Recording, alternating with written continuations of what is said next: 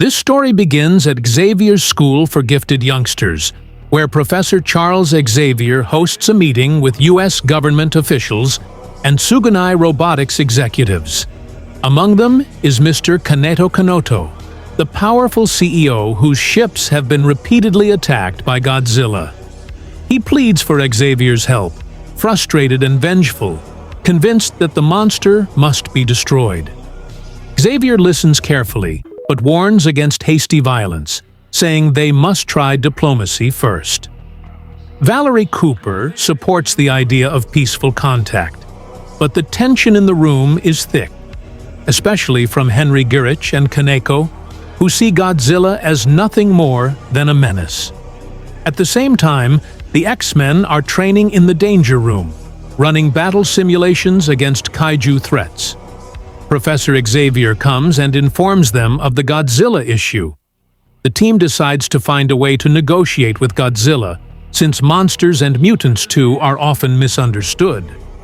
Meanwhile, Beast and Gambit sneak into Tsugunai Robotics under Xavier's orders.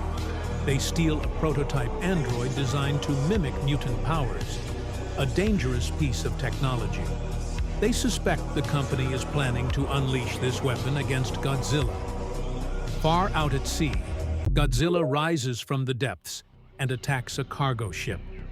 Through subtle telepathic narration, we see that Godzilla is not mindless. He has been targeting Tsugunai ships because they're secretly transporting toxic waste and nuclear materials that pollute the ocean. Godzilla surfaces simultaneously. The stolen android, now enlarged via PIM particles, activates and engages Godzilla in a fight. Back in the city, Tsugunai activates their own secret weapon, a towering Tri-Sentinel robot, powered by mutant energy signatures, clashes with the Tri-Sentinel, and the Sentinel engages both of them.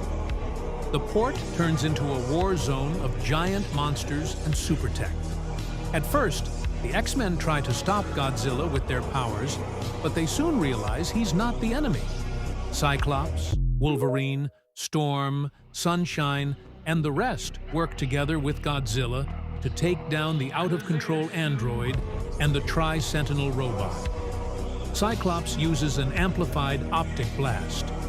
Wolverine slices into the Sentinels' joints. Storm summons a thunderstorm to short-circuit the Tri-Sentinel systems. Godzilla finally uses his atomic breath to finish off the last machine, roaring in triumph. After the dust settles, Xavier confronts Kaneko, who still insists that Godzilla is a threat. But Xavier sees deeper. He probes Kaneko's mind and uncovers a personal trauma. His childhood hometown was destroyed in a previous Godzilla rampage. His hatred was born from grief, and it blinded him to the truth. Kaneko had built his empire, his weapons, and even the mutant-linked android out of fear and revenge. Now, it has nearly doomed them all. In the final scene, Xavier connects to Godzilla's mind through Cerebro. He shows Godzilla visions of peace and the X-Men's promise to help stop Tsugunai's toxic shipments. Godzilla understands. He stops roaring, turns toward the ocean, and slowly disappears beneath the waves. The X-Men stand together, watching the sunrise over the water. For now, mutant and monster have found a fragile understanding. And somewhere deep in the ocean, the King of Monsters swims on, silent, watchful, and maybe, just maybe, at peace. Dear viewer, if you loved this story, please consider subscribing to the channel for more.